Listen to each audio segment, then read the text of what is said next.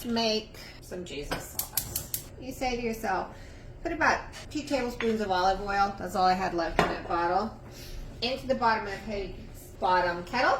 You're going to add 2 to 3, maybe 4 pieces of crushed garlic, it's your choice, and a roughly chopped onion. You're going to let that cook for a few minutes before we add the next stuff.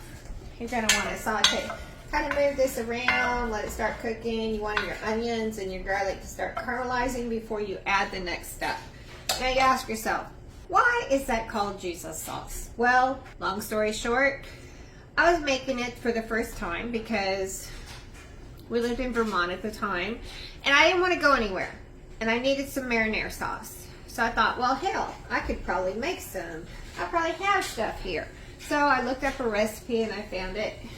And the recipe I got called for some of the ingredients I'm using, but not all of it.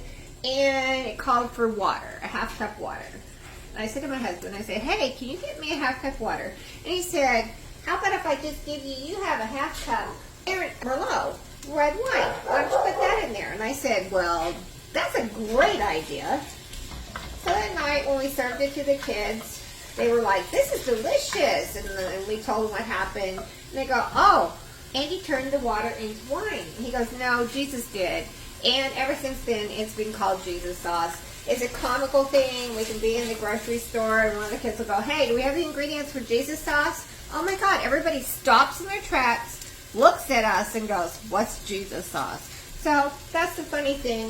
Our family does not call anything marinara. We call it Jesus sauce. So let's make some Jesus sauce or marinara sauce. So I like to let it kind of get done because we're going to, at the end, we'll emulsify it with our immersion vision. Whoa, I can't even talk. We'll emulsify it with the immersion blender.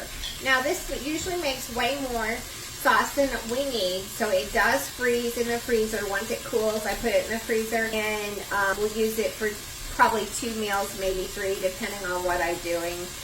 We use it on spaghetti, we use it on pizza, and we also use it on casseroles. Like tonight, I'm going to put it on my eggplant parm. You can also put it on chicken parm.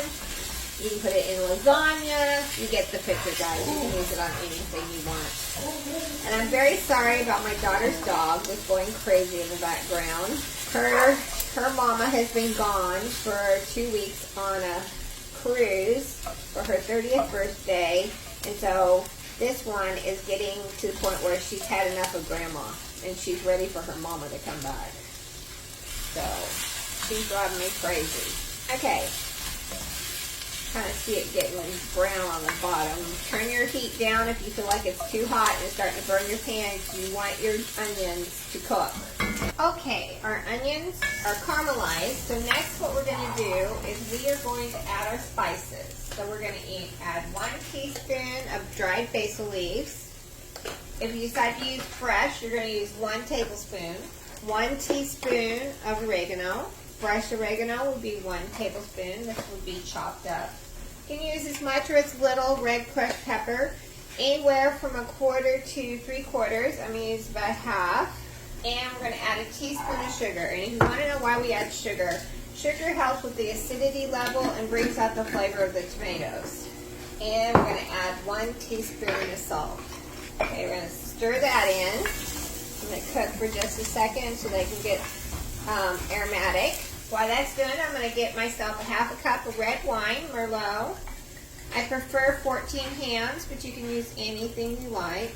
I like red wine because it can stay out of the refrigerator and it does well. So, pour that in there to deglaze. Let that deglaze off. Then we're going to add 2 cans of fire-roasted diced tomatoes. We're going to add a can of tomato sauce and 1 can of tomato paste. That's going to be the 1 ounce size. Hold on, let me see if I can find my... Okay, we'll get this in here. We're going to let it cook for a little while and we'll be back to emulsify it. So we want to let this cook for a little bit, guys, on low. Cook as short as you want, but the longer you cook it, the better it'll be.